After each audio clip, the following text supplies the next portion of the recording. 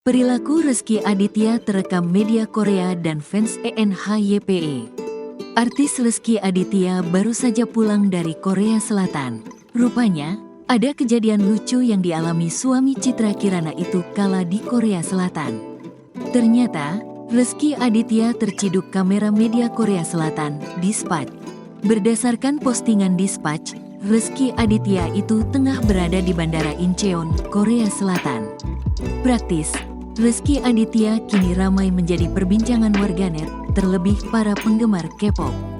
Banyak yang menyebut jika suami Citra Kirana itu menjadi artis Indonesia pertama yang terciduk kamera Dispatch. Dispatch baru merilis foto suasana Bandara Incheon pada tanggal 22 April tahun 2024 yang cukup dipadati oleh para penggemar K-pop ENHYPEN.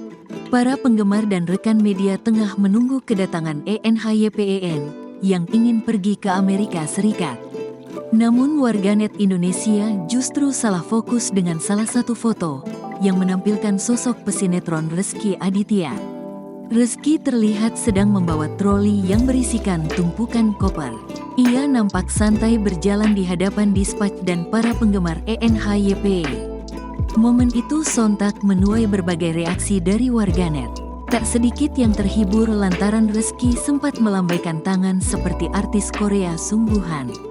Citra Kirana juga mengunggah momen saat suaminya tengah berjalan sambil melambaikan tangan ke kamera Dispatch dan penggemar ENHYPE.